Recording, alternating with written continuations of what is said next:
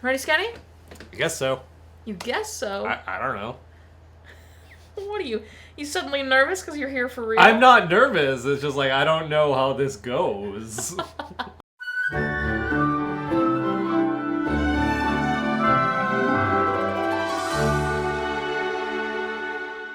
Welcome back to Ever Disney Movie Ever. My name is Jess and I'm watching Ever Disney Movie Ever. Today I have Max for real, in person. He's in the studio. Oh my god. We're interacting. We're interacting for real and not over Zoom. And today we're going to talk about Ride a Northbound Horse. Ride a Northbound Horse is a 1969 television release. It is about a young man named Cav who has misadventures in horse thievery and cattle herding. That's good. I like that. Yeah. It is directed by Robert Totten, cinematography by Robert Hoffman, editing by Marsh, Hendry, and Cotton Warburton, music by George Bruns, and it's written by Herman Groves based off a book by Richard Wormser. Is that how you pronounce that? Do you know? I don't know. I just took it out from the library. And we do have a summary. Max is amazing as usual and gave us a little summary. So shall we compare? Cavrand, 13, is driving 2 steer from Alabama to Texas because his family lost their farm then died of fever on the way. He meets Bruce Kavanaugh, aka Big Cav, who invites him to sell his extra things in Alexandria, Louisiana. Cav unwillingly picks up a hitchhiker named Shawnee, who's also headed into the edge of town to sell items so he can travel by horse. Cav meets up with Big Cav and his partner Jeff Kane buys his steer and rig for their cattle drive from Texas to Kansas. Cav asks to go with, but they convince him to at least finish off the school year in town. Cav hates school. He runs away and attends a horse auction on his way out of town. Shawnee gets in a bidding war with Cav for a horse named Belle that Cav wins. Shawnee wins her slower sister, but had wanted both. Cav rides Belle to Jasper, Texas, where the sheriff arrests him for allegedly stealing Belle from a guy named Homer C. Davis and forging a bill of sale. Cav promises not to run away and plays checkers and eats home-cooked meals with the sheriff, who the book repeatedly tells us is not smart. Homer C. Davis is actually Shawnee, who shows up and acts like he's Cav's ward. Cav reluctantly plays along and leaves town with him. Shawnee says he'd be sorry about the dirty trick, but he needs Belle. He offers to make Cav his partner to make it up to him. Cav declines angrily. As soon as they make camp and Shawnee falls asleep with Belle's rope attached to him, Cav steals Shawnee's clumsy gray horse and runs off to search for Jeff and Big Cav in Texas. He joins up with cattle herders, who are also looking for them because one of Big Cav's horses drifted to them. Cav rides the stray horse to Big Cav. He offers to hire Cav to drive his old oxen who have been giving Pursley the cook trouble. Big Cav requests Cav go on a dangerous mission alone to drop off water barrels at intervals so the herd has water to drink. Cav explains to Big Cav what happened with Shawnee.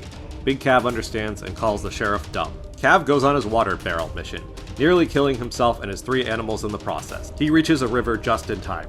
The herd catches up with him, following the trail of water barrels to the river.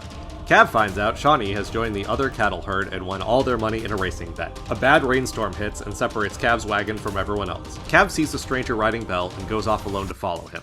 While doing so, he sees that Shawnee is now with Big Cav's camp. Cav realizes the stranger is in league with Shawnee, steals Belle's slower twin sister, and learns that Shawnee has bet Big Cav's crew he can beat them in a race the next day. Cav swaps the horses, foiling Shawnee's plan to hustle Big Cav's camp in the race. Shawnee loses the race and all the money and possessions he bet. Big Cav makes him work as a cook to pay off his betting debt to him. Cav gets promoted to night wrangler with Big Cav promising he'll make him a cowboy someday. The end.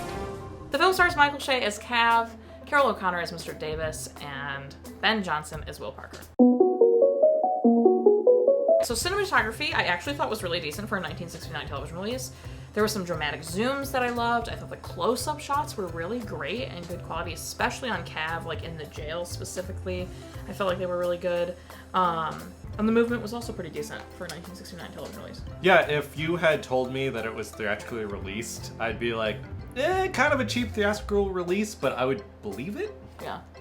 I'd buy that. Yeah, same. I feel like the movie flows pretty okay, except for when we first meet Shawnee. Is that Mr. Davis? Yeah. Because all of it feels like the movie comes to a screeching halt. We were following Cav, and it was about Cav, and then all of a sudden it's like very much about Mr. Davis and the sheriff, and we like completely abandoned Cav to follow Mr. Davis for a while, and it felt like all of a sudden we're watching a completely different movie. Yeah, the book is formatted a lot different. I felt like they wanted to give Carroll O'Connor like more time to shine, as well as I forget the name of the wonderful character actor who plays the sheriff, but he's in one of my favorite Twilight Zone episodes, Will the Real Martian Please Stand Up, where he's like, oh, it's me, I'm the Martian! Like, it just like steals the whole episode. It's great. He's also the doctor in the ambulance in Cannonball Run, if you've ever seen that. That's a lovely little farce. But they try to give those guys their own little time to shine, and it unfortunately kind of worked against the plot and took things away from Cav. I don't know if I necessarily blame that on the editing, because I'm sure they had a lot of footage of them to work with that they had to work in, but it messes up the flow. But I'll get into this, but the whole movie is about messing up the flow. That's true. That's and the true. whole book too. Yeah, definitely true. There are 2 parent deaths. I just want to get that out of the way. Cav lost both of his parents and his siblings. Yeah. To some kind of fever or sickness. Right. Take it away. Oh, okay, the writing. Yeah. I get to take the lead on this one. Okay. So the thing with this is usually you want some sort of escapism. Obviously we start off with tragedy. He's all by himself. His family's died in a fever, in a traveling because of fever. I don't know if they mentioned this in the film, but in the book they say that his family lost their farm, like through some sort of underhanded land deal. And so not only is that a problem, but also then they get sick and die along the way, and Cav is just by himself. So we don't see any of this happening, and there's obviously a lot of Disney movies that start off with like tragedy, but the nice thing about that is then like it breaks the mold and allows for some escapism. Like Cinderella's in a bad situation. You can relate to this. You know Cinderella, you understand. But at the same time, she's got like friends with birds, and she's like singing songs, and it makes her an outsider. But then it sends her on this adventure and does this other thing. The problem that I have with this is that poor Cav is just a victim of circumstances everywhere. He is worse off at every turn because he is a child all on his own. And he does get some help from adults, especially towards the beginning where Andy Devine's there with the crazy eyebrows and all of that. But then he doesn't like being in that town. He doesn't like being with Andy Devine, and he goes off on this adventure. And you think it's all going to be about an adventure, but both the book and the movie are both like, no adventure. It's true. It is true. It gets taken away. Like he just every turn, like he wants to just go work with this man that he met that was nice to him and do the herding or whatever it is they want to do, moving the cattle or whatever. And he gets arrested, and then his horse gets taken, and then he tries to meet up with some other people, and he's constantly almost being killed by this guy. Yeah, and then they're finally, like, towards the end, it's like, welcome to, this cattle run that you wanted to do. We've got the worst job in the world for you because you're the newbie. And even at the end of the book, it's not like he gets, like, he's like the second, like, rung up from the bottom. He's the night herder. Which they imply is like, oh, don't worry, you're the manager of custodial. It's like, it's that sort of thing. Not to downplay anyone that's in custodial arts, but it's considered, a low level job, that sort of thing. Right. Yeah, I just felt like Mr. Davis came in so late. Like, it was already like 20 plus minutes into the movie. Yeah. He came in so late, and then it felt so unmotivated, and I was like, I thought we were watching a different kind of movie. And all of a sudden, now there's this man that's just trying to take the horse. And usually a great thing about this, stories like this, where you have an underdog or a child on their own, think Home Alone, that's just like, again and again, circumstance just puts them down, and the odds are against them, and they're a child alone in the world, is like, usually they have their wits about them, and they get this big triumph, and it's such a whimper in this. It's just like, and then he switches the horses once, and that's his big woohoo, gotcha.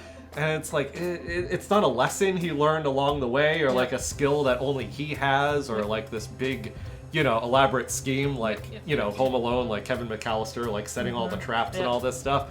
It's just, I switched two horses that look alike after you stole my horse in the first place. It's, it's not a great get. It's not a great victory moment. Yeah, I completely agree. Do you have a favorite part? I just like seeing Andy Devine. He's an old character actor. He's very indicative of old westerns. It made me temporarily feel like I was in a better movie. So I anytime that Andy Devine was there, that was good. Yeah. I think my favorite part might be any of the dramatic zooms or just Michael Shea's performance in general. I feel like Michael Shea did a very good job. Yeah. He was excellent as the kid. I feel like Cav. Yeah. Another great child actor that really grounds and centers a Disney film and makes you feel like you're watching a Disney film. Yeah, and the movie, while not great, could have been way worse had he not been as good as he was. Yeah, to me, absolutely. at least. And then least favorite part. Oh, jeez. Trying to make Shawnee sympathetic, like trying to give him like a redemption moment, it really didn't work for me.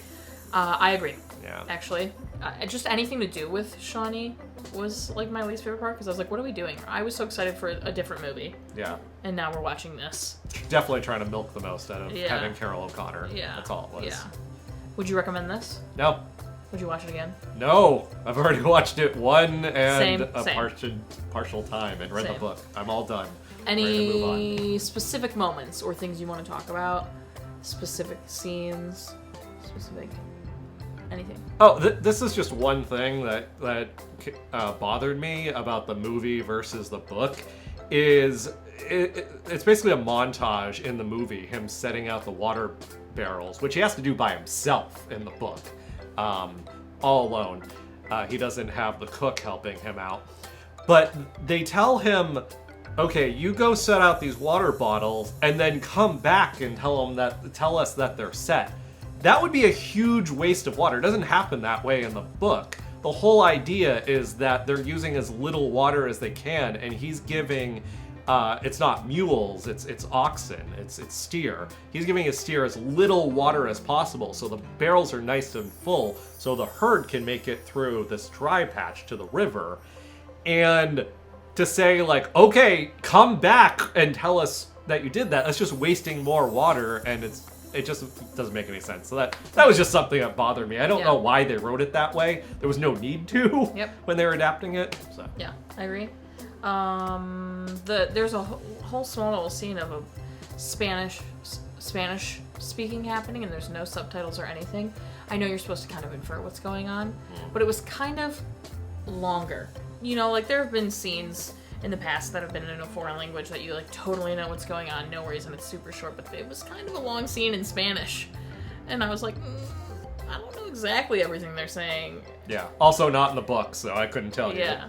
And then overall, it's middle of the road. For me at least. It's not the worst. It's not like Tenderfoot that was recent. But it's definitely not one of the better ones. What was the other one? The Young Loner I really enjoyed. Mm-hmm. So, and I think it's a similar vibe because his family all died. Yeah, I was trying to figure it out. I was trying to think out of what I've seen. What is the better Disney version of this? And I think maybe The Littlest Horse Thieves is a good contrast. I know you love that movie. I do love that. But just kids using their wits on their own, figuring out this thing to an end, outsmarting adults, and we feel a good catharsis at the end. I feel that's so much of what I wanted from this and got none of. Yeah. Totally. I would totally agree with that. But as far as the Cav part of it, I do feel like it was reminding me of The Young Loner. And that kid, finding his way. And I feel like we got what I started to expect from this one, we got in The Young Loner, and not in this one, with it just ending up being about the horse, kind of. Yeah. I don't know. Yeah. Do you have anything else to say? I do not. Me either. What would you rate it? I'm angry about this one. I'm giving it 3 water barrels out of Ooh, 10. good. Yeah. Yeah, mine's 5 water barrels out of 10. It's really middle of the road for me. So, 5 water barrels out of 10. Our total movie count is...